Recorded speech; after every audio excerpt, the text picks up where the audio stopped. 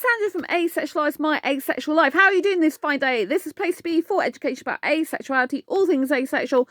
I share my own sexual life journey in order to help you in yours. Don't forget to hit that subscribe button and the notification bell. So in today's video, I want to tell you what it means to be a hyper kisser. So you might have heard the term hypersexual, which is someone who's very, very into sex. My friend, I've got an online friend who's a hypersexual. They love sex so much they could have sex for like 2 or 3 hours, right? They love it that much. They can just have it over and over and over again. It makes them feel great. They really love it. They really enjoy it. Their partner's the same, and that's how it is for them. I am not a hypersexual. I'm asexual. I lack sexual attraction. Personally, I'm not into sex, but I'm a hyper kisser. So I absolutely adore kissing, particularly tongue kissing. I find it very sensual, very passionate, very tantalizing, very exciting. And I'm a hyper kisser because I love kissing so much. Like, I can kiss for up to 3 hours and not be bored. And like, the time flies by. It's like it's not even 3 hours, right? So I've done this once in a relationship that I was in. I had to let the guy go to sleep because I'm still like energetic and awake, right? Don't usually have guys stay over my home. I was in a serious committed relationship. But I did tell the guy that I cannot usually sleep in front of someone. He didn't really listen. And so I was up most of the night doing computer work and stuff while he was trying to sleep. He wasn't best happy. But at the end of the day, I usually don't go to sleep till 4 a.m. anyway. And I'm not going to sit there being bored out of my brain and not being able to sleep. And, you know, just it's no good for me, right? So usually I ask guys or tell guys they should really stay in a guest house or hotel or something, really, you know. But this was a guy I was in a relationship with, not someone I just met. I don't have guys back to my home that I just meet, right? So anyway, yes, in terms of hyper kisser as well, so for me, I mostly do mouth kissing, but, you know, with the tongue. But I love kissing the guy's upper body, so like his earlobes, his mouth, like I've already said, nose, cheeks. I like to stroke his hair, kiss his earlobes, kiss all down his chest, provided it's hairless or not got hardly any hair on it. Like kiss his shoulders. I'm quite happy to lick and kiss and suck his nipples. I'm just not interested in that myself. But, you know, I always go back to the mouth quite a lot. But it's kind of good to kind of go around the different parts of the upper body for me. It's quite a sensual experience for the guy. He's quite enjoying it a lot of the time. But you've got to have someone else that's a hyper kisser or really into kissing as much as you. Otherwise, or really enjoying your kissing a lot, because it just doesn't work, right? If you've got a guy who's not really into kissing, or it could be anyone. I'm talking about guy because I'm only interested in guys. You know, it'd be like mouth rape if you were doing it to someone who didn't want it and didn't like it, right? This is no good. A lot of asexuals I find are not that into kissing, right? Not like I am. And so therefore I would be more suited to a heterosexual guy in that way usually. But they want sex because kissing for them is a prequel to sex. But it isn't for me, because I just love it in and of itself, like a fun activity, a best hobby to enjoy with a special someone, guy in my case.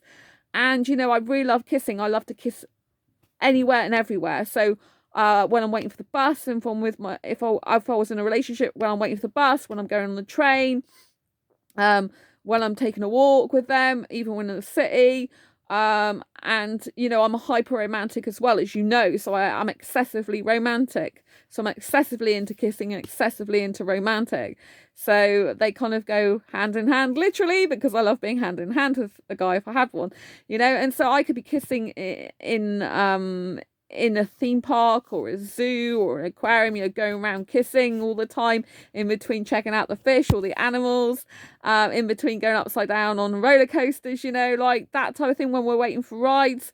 So for me, kissing is just such a big thing, a big deal to me. It's like I really love kissing. You know, to me, it's like one of the most exciting things for me, and it just makes me feel elated. I guess how sexuals feel about having sex when they're hypersexual and they love it and makes them feel excited, high, or whatever it does. Sex doesn't do anything like that for me. I'm not interested in sex, but the kissing does that type of thing for me. So in that way, I can actually understand sexuals, even though I'm not sexual. I'm asexual, you know. So I hope you understand what being a hyper kisser is now. It's when you want to kiss a lot, excessively, more than the average person would. So in a club, for example, I have had an Indian guy kiss me for like an hour, but he didn't want to stop kissing me. So clearly he loved my kisses. right? So I've got a lot of experience in this way. But the trouble is, I get a lot of guys on Facebook dating, and I think they want to meet up with me for my kissing because it sounds so good. And it's like, but I want a serious committed relationship, not casual relationship. You know what I mean? So it's like, yeah. And obviously for most guys, like I said, who are not asexual, it would lead on to sex, and I don't want to be pressurized into that. And yeah, that really puts me off the whole idea, really, of kissing a sexual person. So unless I could totally trust the guy to not push me into that or try anything on, then it would be no go. But I still love kissing. Even as a single person, I love kissing so much. Sometimes I kiss my arm because I need some kissing, baby. I need some kissing action, so I've got to do some kissing on my arm. You can kiss the cuddly toys as well, but obviously I don't give them tongue. That would be kind of weird. And it's best to kiss a guy if I can, because I really love kissing. But obviously being single for a long time doesn't usually happen unless I'm in a club.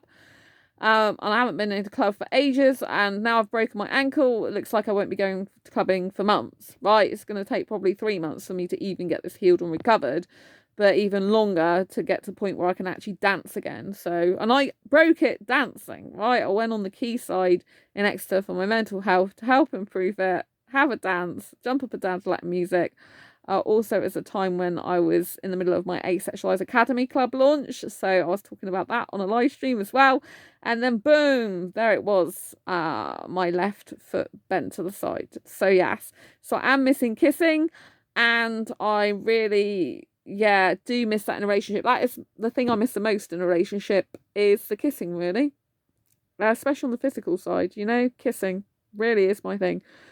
But, if I can't have a guy who's got good conversational skills and wants to talk deep and intellectual with me and wants to keep communication up every single day regularly and be my bestest friend in it that way, then it's no good either to be in a relationship with them. It just would never work, because I need intellectual conversation and stimulation at the same time. And if I'm not getting that, it doesn't make them as attractive to me, It's just like, it kind of puts me off, and I can't feel intimate with someone in a connection sense unless I know the guy's going to be there for me like all the time, like when I say all the time, obviously he's got his own life, but I know that he's not going to not message me. He's going to be there for me. He's going to be persistent, consistent. He's going to always be answering whenever he can, and he's just going to show up for me in my life and be a tower of strength for each other, So anyway, I look forward to meeting that guy one day. Until next time, embrace your quirky and your inner ace. I will see you on the next video. And if you've got any comments, queries or questions about what a hyperkisser is, or anything more you want to know, please leave them down below in the comments. I'd love to know if you're a hyperkisser. I know a lot of asexuals are actually quite repulsed by kissing or don't like much of it. So this is going to be an interesting conversation, is it not?